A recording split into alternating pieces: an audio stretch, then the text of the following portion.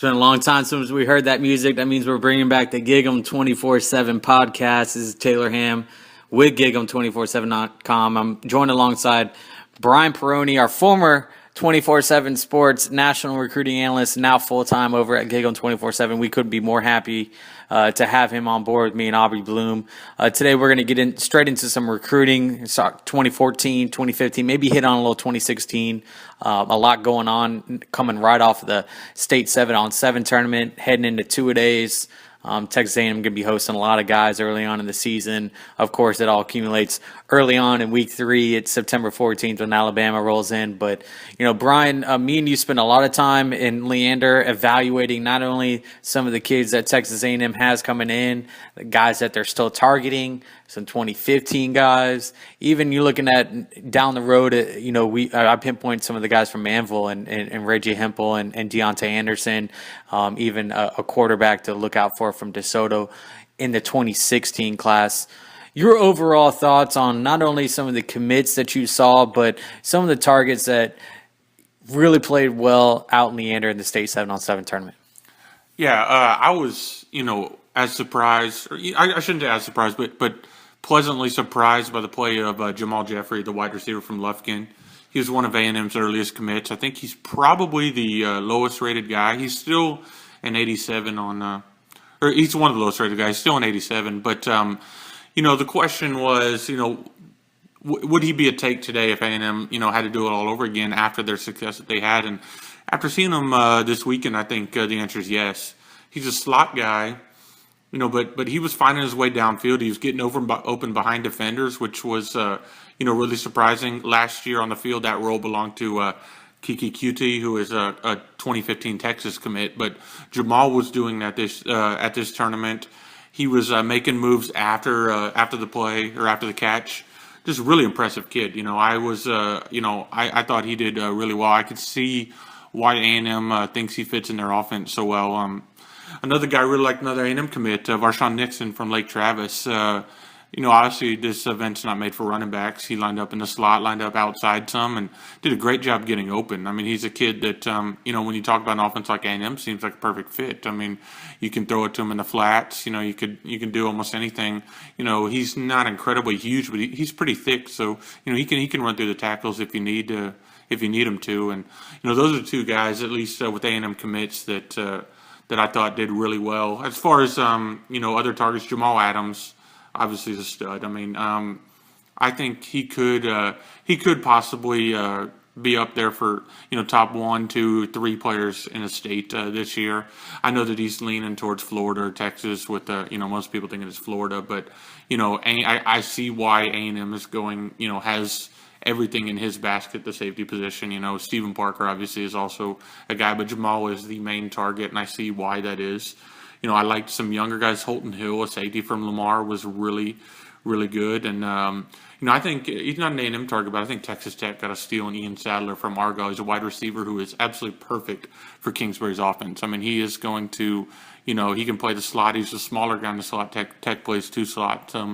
And, just makes plays. He can run the ball on an end around or something. But, that kid is really exciting. It was fun to watch. Now, do you think after watching Jeffrey that he's a guy that could possibly move up in the rankings? He's already, like I said, he's an 87, which is, a high 3-star. He can possibly move up. We're going to need to see it on the field, obviously, because, some people that attended earlier, Lufkin 7-on-7 this summer, QT was the one doing all these things that Jeffrey did there. Jeffrey was a stud in all of his games. This tournament led Lufkin, I think, to the semifinals. So, he definitely has a chance to. But, I really want to see him in the fall. I know other people want to see him in the fall. And if he can replicate that success, he definitely has a chance. And we saw some good quarterback play. And even on day one on Thursday, I think everyone, all the recruiting analysts from all the services were out watching Stephenville, and of course we're going to talk now about Jarrett Stidham, who's one of 2 quarterbacks in the class of 2015 that holds offers from Texas A&M. Your take on Stidham? I really enjoyed watching him throw the ball. I know he hasn't proven it on the field. To me, I want to see him in a situation where he's not only has a pass rush, but he's forced to make decisions on the go, and where he's not just sitting back on a 7-on-7 setting where he can sit back and just pinpoint guys downfield and do what he does best. I really want to see him in a true game setting, but still, from what we got to saw from an evaluation standpoint and throwing the football, I mean, you can see why he's going to be rated as one of the top quarterbacks in the country. I know Alabama really liked what they saw from him, I guess, yesterday at camp. Your take on what you saw from Mr. Stidham on day one? Yeah, like you said, really unproven. He's thrown 3 passes on the varsity level. He was an all-district performer at receiver last year, so he's got the athleticism. But Tyler Jones, who was their quarterback, led him to a state title, signed with Texas State, was the incumbent, so Stidham wasn't able to start. But yeah, seeing him this weekend, you could see why he's picked up so many offers despite not having played on quarterback on the varsity level. Probably the quickest release that I've seen out of guys in the past couple of years. I mean, he gets rid of that ball. It comes out of his hand incredibly quickly. Good velocity on the ball. I thought he kept his eyes downfield and, found open guys. The one concern I know you and I talked about is, his delivery.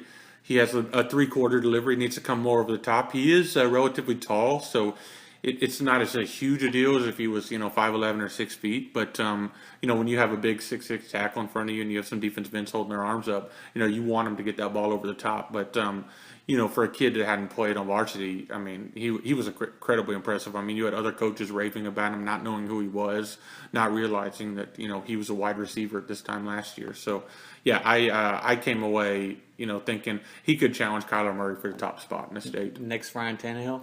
Tannehill ran that wing T, so that he even got even less experience in high school. But we'll see. Well, while we're on, not only the quarterback situation in 2015, you mentioned the name that I want to kind of hit on next, and Kyler Murray. I had a good talk with Kevin Murray last night. Again, he's a good friend of mine, and I'm expecting him to visit Texas A&M unofficially next week, and who knows what could follow right after that. But when you break down what Texas A&M is trying to do in 2015, you got 2 guys that I almost look at as being on the opposite sides of the spectrum in Stidham and Murray. Your take on those 2 guys and how you see things possibly playing out, and who you would take if you're Texas A&M possibly? I think A&M will end up with Kyler Murray. I mean, he's the legacy. Kevin Murray is a legend quarterback for A&M and in the 80s. And I think that, Kyler's going to end up in Aggie land.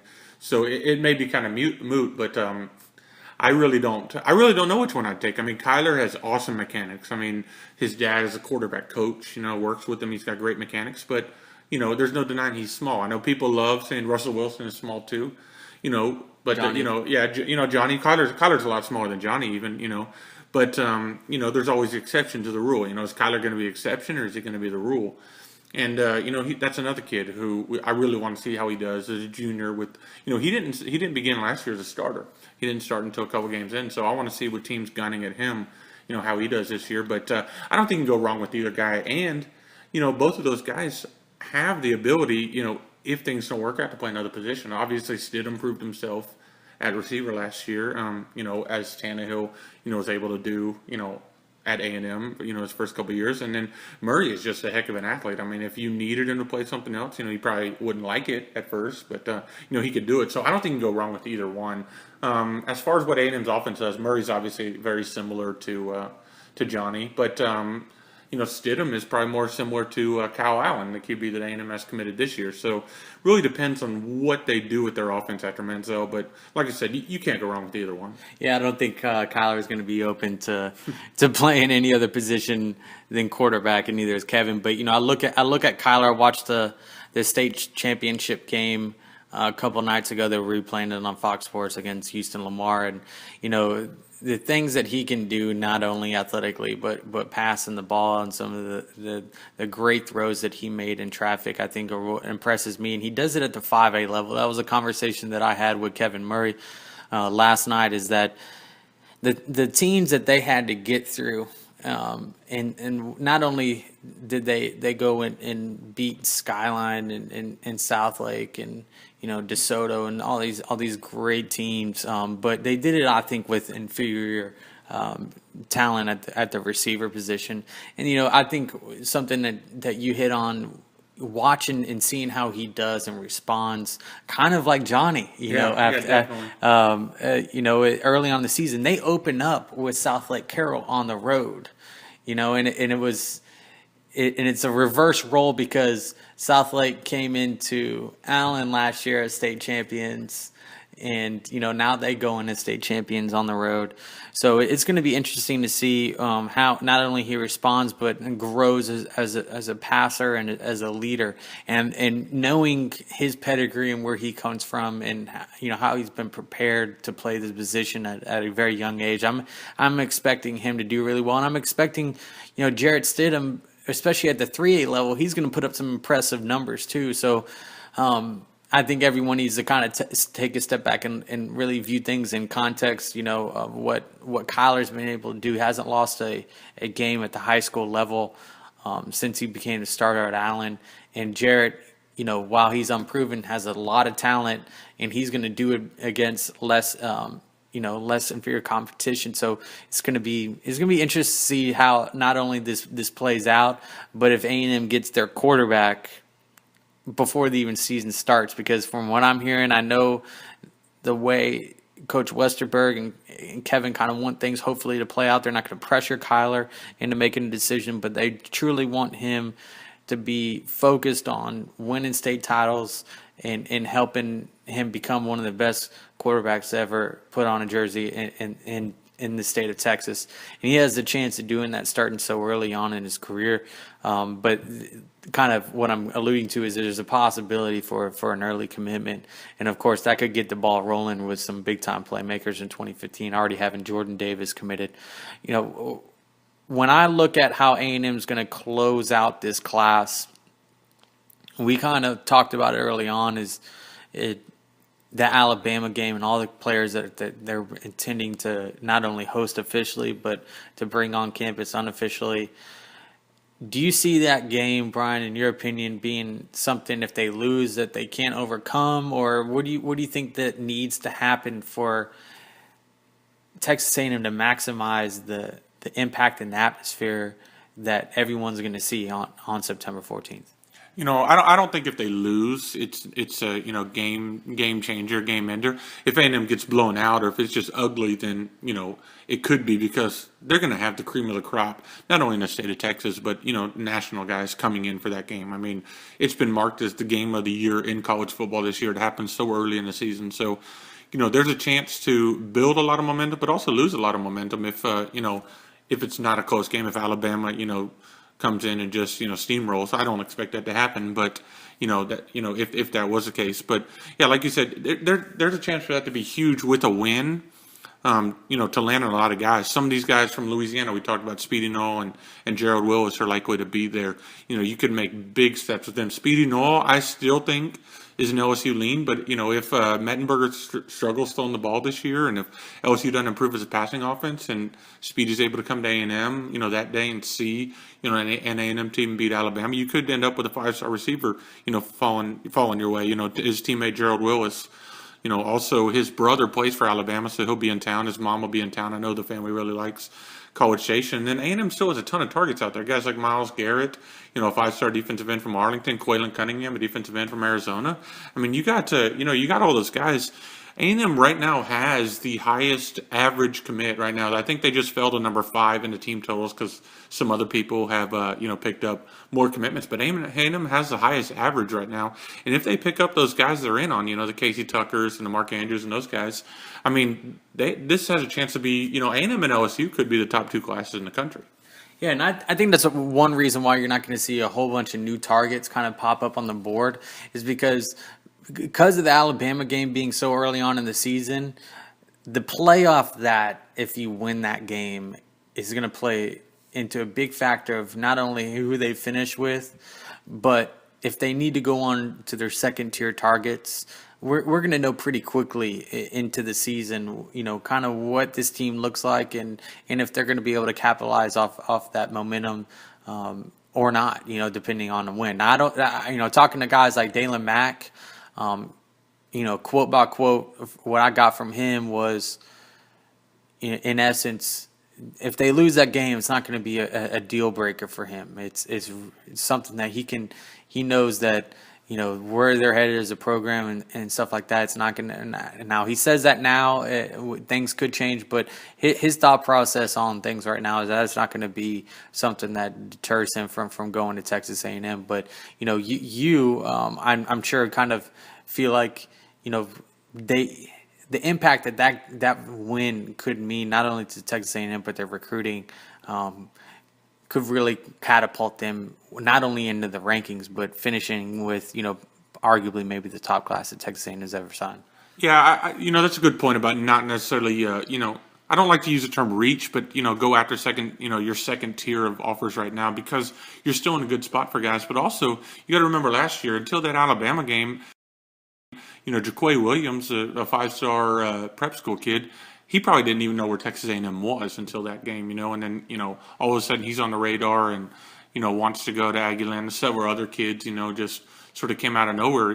Kyle Allen had been to A&M before, but I'm not sure he commits to the Aggies this year, if they didn't have the season they had last year. So, yeah, a win at Alabama is going to have A&M, being – a sexy pick nationally. And, at that point, they could be able to, cherry pick the guys that they want. I think they're already sort of able to do that to a point. I mean, waiting on guys like Myles Garrett and Quaylen Cunningham from Arizona. We saw that article about how A&M's rating Arizona, favorites from Mark Andrews now and that. So, if A&M wins this year and beats Alabama, that could be other states too. You go into Florida, maybe get some guys. You can go into Georgia, which is always loaded against some guys, because you're going to have that prestige.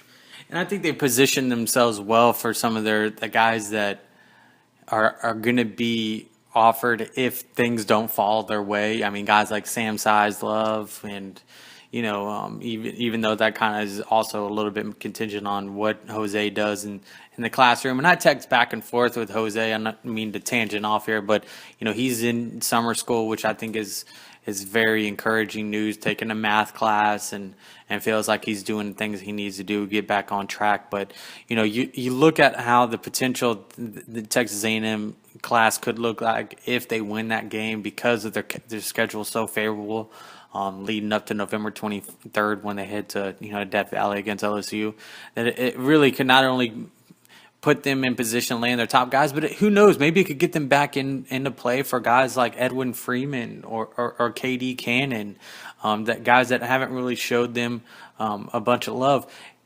I don't know. Maybe Jamal Adams goes, wow, they really have this thing rolling down there in College Station.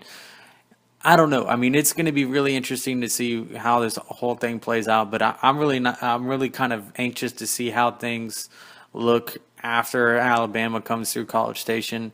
And either way, I think they handled their season well and recruited well, even losing their first game last year against Florida. So I don't think it's anything that they can't recover from. You lose to Alabama. It's not like you lost to Tennessee State or something like that, so no offense to that program, but either way, you look at what's coming up and the early, guys that they have coming in and who they intend to host is going to be pretty exciting. Brian, now I kind of want to segue into what's happening over across the border in Louisiana and specifically in Baton Rouge. They're coming off a big camp week. LSU hosting, I think it was like 6 or 7 5-stars, and that's just the 5-star level. We're not counting the 4 stars and the guys that are about to have break out in the rankings.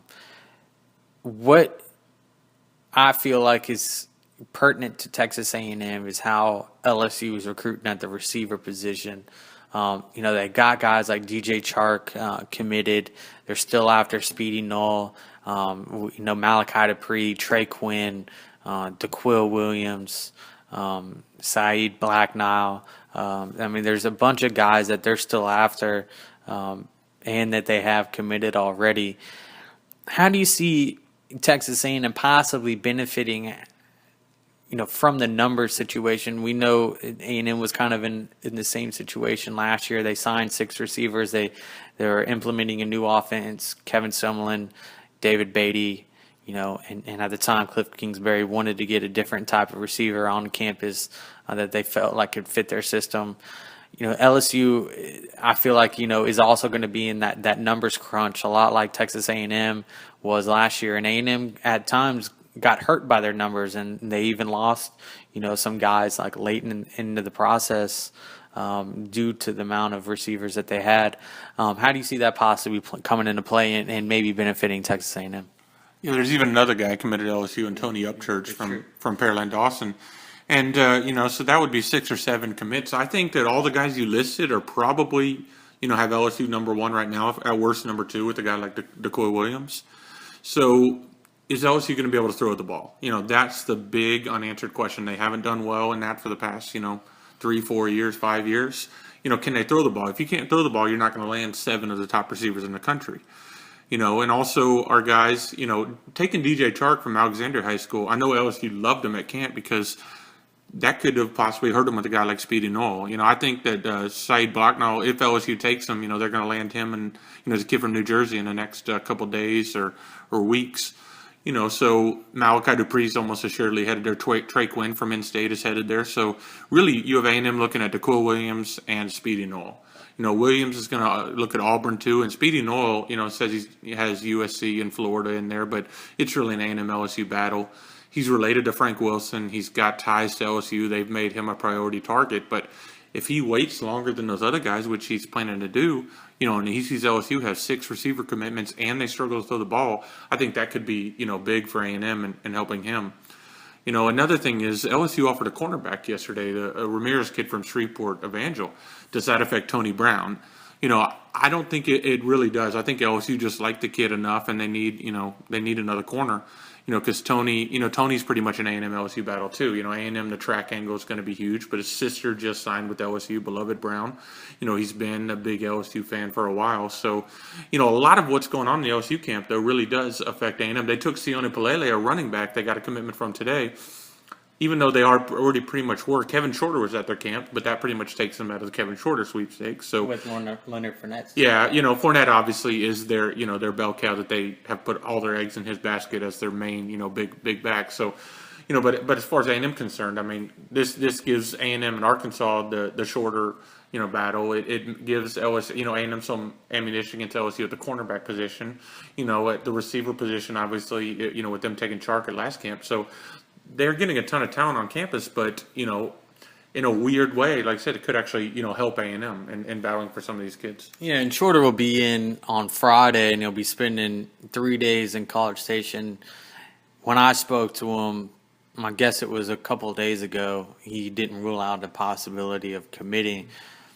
And, he was always a guy that's been flirting with an early commitment, so there could be some possible breaking news, on Sunday before he leaves College Station. With that said, I want you to kind of, we'll end with this, give your take on who you see A&M finishing out with. There's 14 guys committed right now. We don't know what's going to happen with Jose Scott, and I know there's some things swirling around Cedric Collins. The numbers could be different here in a couple months, but let's play with, they've got 14 commits right now, and they've got around 23 spots. We've kind of run through the big names: Myles Garrett, Quaylen Cunningham, Mark Andrews, and so on. I think all 3 of those end up at A&M. Yeah. So, that would be 17 there. That'd be 17. We also look at, guys like Casey Tucker, who are right there in my mind as big time targets for Texas A&M, are going to be priority guys. I think we've briefly talked about Mark Andrews, who comes right out of the chute and names, to me, Texas A&M. Kind of between us, as the team to beat right now. Guys like Josh Frazier, a defensive tackle from Arkansas, who we've talked a lot about. Speedy, Mark Andrews. There's a lot of big names out on the board right now. I think A&M will wind up taking, a guy that's not on, our 14 for 14 list that we put out earlier this summer that, kind of names the top 14 targets left on the board. I think there'll be guys like, Sam Sizlove or unknowns, kind of like a Zach Ledwick that comes out of nowhere.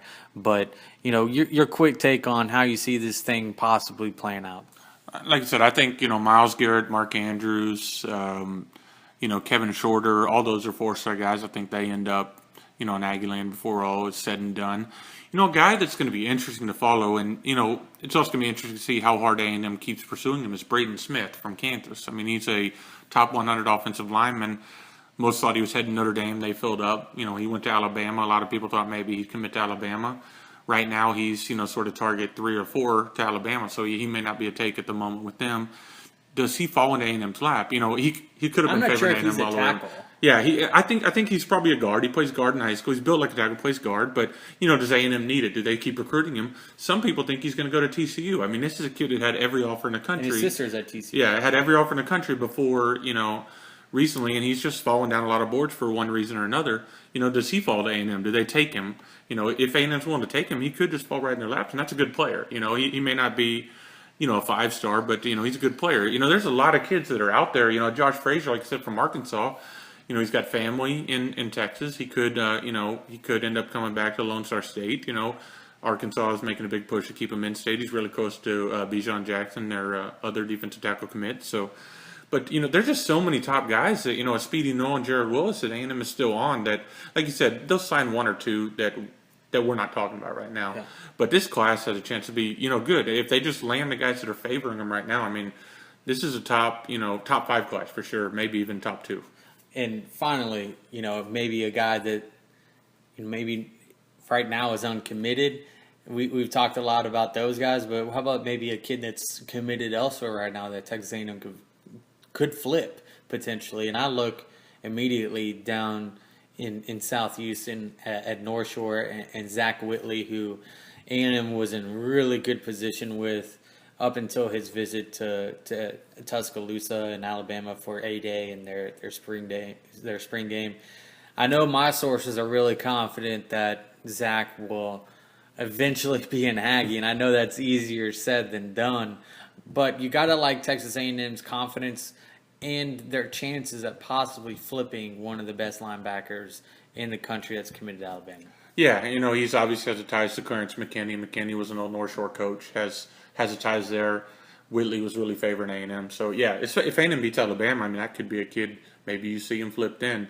It's going to be tough. Obviously, flipping a kid from Nick Saban, Alabama, right now is the most prestigious program in the country. So that'll be tough. But, yeah, a kid like that. And if Jamal Adams makes a commitment to Florida or Texas in the next, month or so, could A&M, end up flipping him when all is said and done? A couple other guys, Katie Cannon, if he commits to Baylor, could A&M flip him when all is said and done? So, yeah, you really do have to look at those other commitment lists, too. And Zach does have plans to be in College Station for the Alabama game, so it'll be something to watch. GigEm247.com is the site. I'm Taylor Ham. This is Brian Peroni. Thanks for spending some time with us today.